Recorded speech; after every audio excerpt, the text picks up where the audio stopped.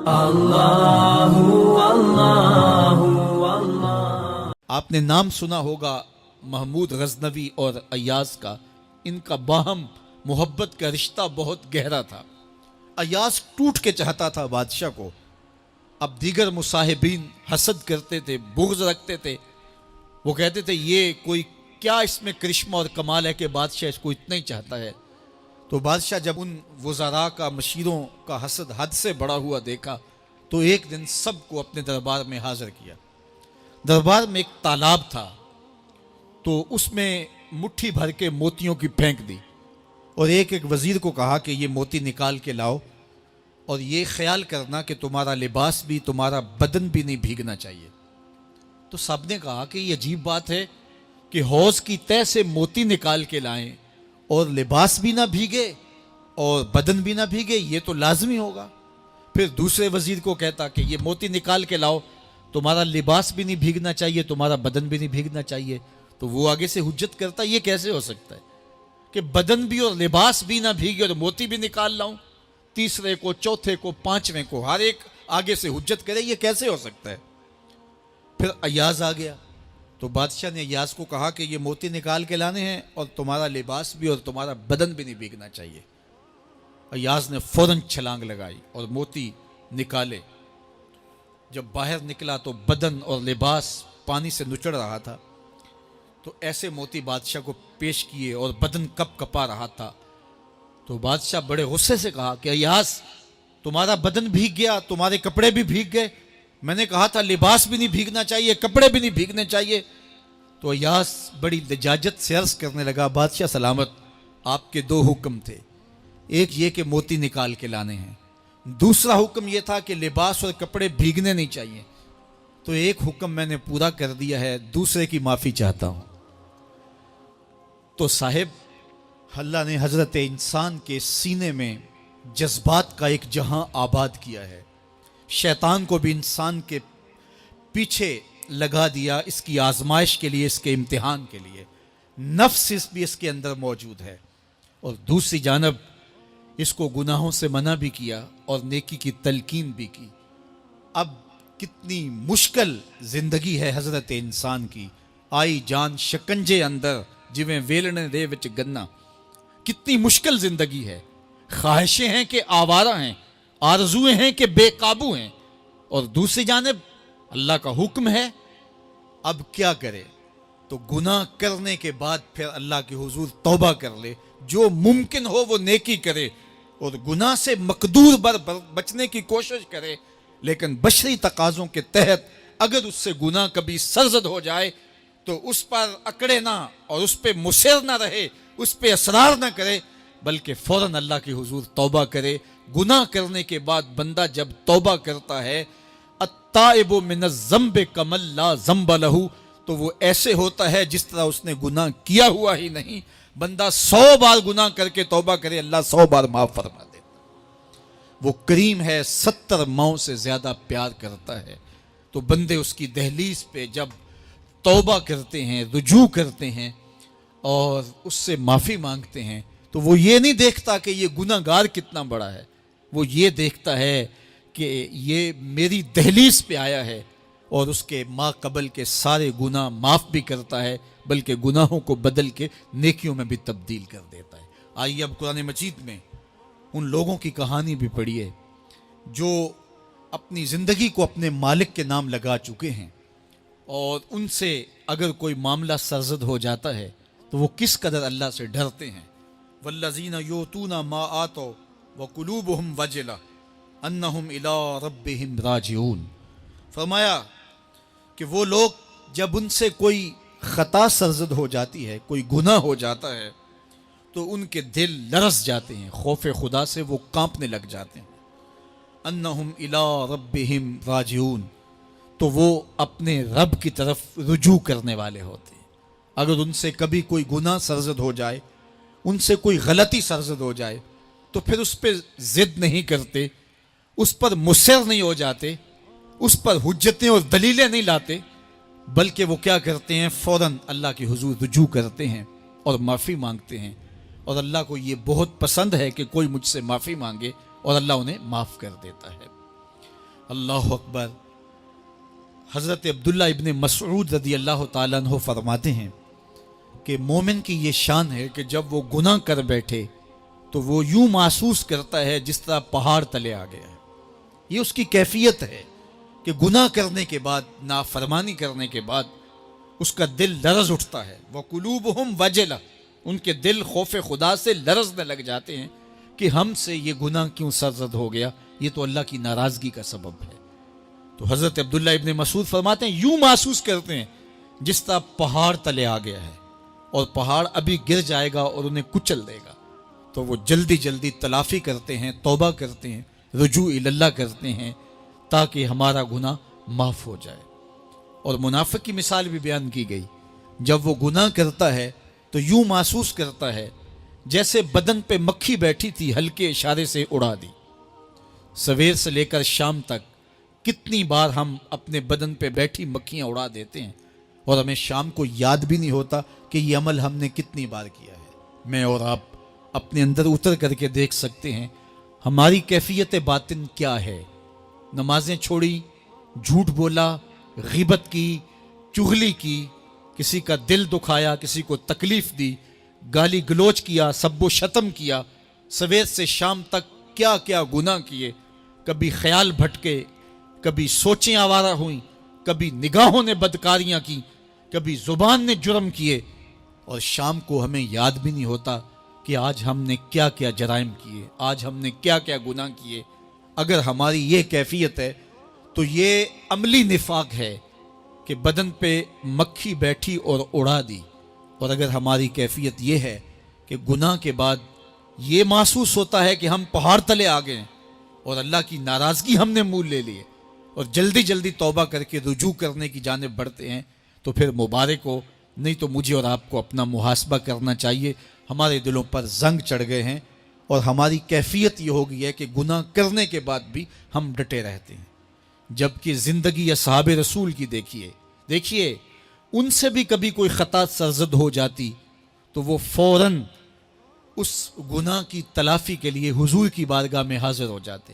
حضرت ابو لبابہ رضی اللہ تعالیٰ عنہ نے اپنے آپ کو مسجد نبوی کے ستون کے ساتھ بندھوا دیا اور کہا کہ جب تک میری معافی نہیں ہوگی تب تک اپنے آپ کو کھلواؤں گا نہیں۔ اور پھر جب ان کی بخشش کا اعلان ہوا تو پھر حضور کے ہاتھوں سے اپنے آپ کو انہوں نے کھلوایا۔ ایک خاتون حضور کی خدمت میں حاضر ہوئی اور عرض کی یا رسول اللہ صلی اللہ علیہ وسلم، مجھ سے بدکاری سرزد ہو گئی ہے اور میرے پیٹ میں بچہ ہے اور میں چاہتی ہوں کہ آخرت کی سزا کی بجائے دنیا کے اوپر اس کی سزا مجھے دے دی جائے تاکہ میں پاک ہو جاؤں اور صاف ہو جاؤں، کیونکہ آخرت کی سزائیں بہت سخت ہیں۔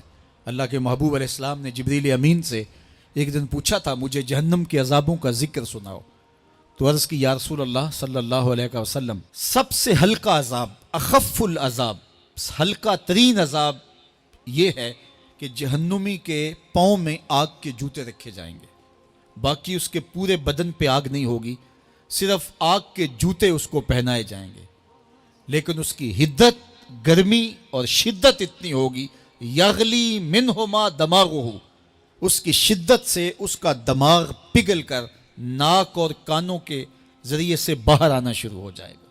یہ سب سے ہلکے عذاب کی کیفیت ہے، اور جو عذاب سخت ہیں الیاذ باللہ، اللہ تعالیٰ قرآن مجید میں فرماتا ہے ثم لا یموت فیہا ولا یحیا، اس بڑے عذاب کا ذکر کیا جو جہنمیوں کو دیا جائے گا، فرمایا اس عذاب کی کیفیت یہ ہوگی بندہ نہ جیے گا نہ مرے گا۔ جیے گا اس لیے نہیں کہ آگے اور پیچھے، دائیں اور بائیں آگ ہی آگ ہوگی، تو اس آگ میں جینا کو جینا تو نہیں ہوگا، اور مرے گا اس لیے نہیں کہ موت کو موت آ چکی ہوگی۔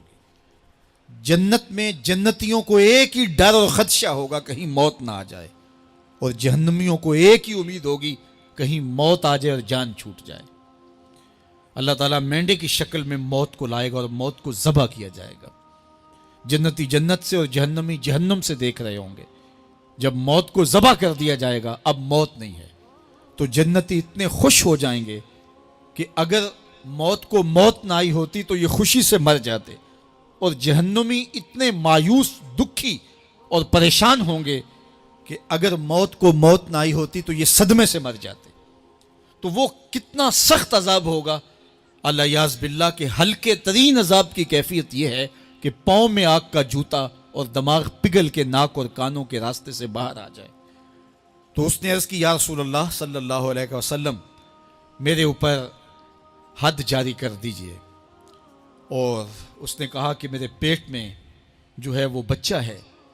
اللہ کے محبوب علیہ السلام نے فرمایا جاؤ جب بچہ پیدا ہو تو پھر آنا. وہ چلی گئی. تو جب بچہ پیدا ہوا تو گود میں اٹھائے پھر حضور کی خدمت میں حاضر ہوئی اور عرض کی یا رسول اللہ یہ ہے بچہ جو میں نے گناہ کیا تھا، بدکاری کی تھی، آج یہ اس کی نشانی ہے. تو اللہ کے محبوب علیہ السلام نے فرمایا کہ اسے لے جاؤ اور اسے دودھ پلاؤ، اور جب یہ کچھ کھانے پینے لگ جائے گا تو پھر آنا. تو تھوڑی دیر کے بعد، کچھ دنوں کے بعد وہ دوبارہ حاضر ہوئی اور اس نے اس بچے کے ہاتھ میں روٹی کا ٹکڑا دیا ہوا تھا اور عرض کی یا رسول اللہ دیکھ لیجئے اب یہ روٹی کھانے لگ گیا ہے. اللہ اکبر.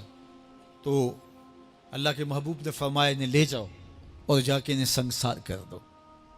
اس کی یہ حد بنتی تھی. اس کو سنگسار کیا اور اس نے خود یہ سزا اپنے لیے قبول کی. مائز ابن مالک اسلمی عرض کی یا رسول اللہ طہرنی، مجھے پاک کر دیجئے. میرے حضور نے فرمایا جاؤ اللہ سے معافی مانگو. وہ گئے اور معافی مانگی. بے چینی اتنی تھی پھر آ گئے اور عرض کی طہرنی یا رسول اللہ، حضور مجھے پاک کر دیجئے. فرمایا جاؤ اللہ سے معافی مانگو. وہ گئے، معافی مانگی، پھر پلٹ آئے. تیسری مرتبہ، چوتھی مرتبہ. آقا کریم نے فرمایا فیما اطہرک، تمہیں کہا اللہ سے معافی مانگو، کریم ہے معاف کر دے گا، تم پھر پلٹ آتے ہو، تمہیں کس جرم سے پاک کروں؟ قال من الزنا، عرض کی مجھ سے بدکاری ہو گئی ہے اور میں چاہتا ہوں کہ دنیا پر فارغ ہو جاؤں. حضور نے فرمایا کہ اس کا توازن عقلی تو ٹھیک ہے. عرض کی حضور صحیح الحواس ہے. کہا کہ یہ نشے میں تو نہیں کہہ رہا. کسی نے اٹھ کے منہ سونگا. کہا حضور ایسی بات بھی نہیں ہے. فرمایا تم سوچ لو کیا کہہ رہے ہو. کہا حضور جو میں کہہ رہا ہوں وہ سچ کہہ رہا ہوں، مجھ سے گناہ سرزد ہو گیا اور میں چاہتا ہوں کہ دنیا پر ہی فارغ ہو جاؤں. اللہ کے محبوب علیہ السلام نے فرمایا کہ انہیں سنگسار کر دو. مائز ابن مالک اسلمی کو سنگسار کر دیا گیا. جب ان کا جنازہ اٹھا تو حضور بھی جنازے کے جلوس میں تھے. کسی کی زبان سے نکلا لو مائز نے گناہ کیا تھا. بس یہ بات سننے کی دیر تھی.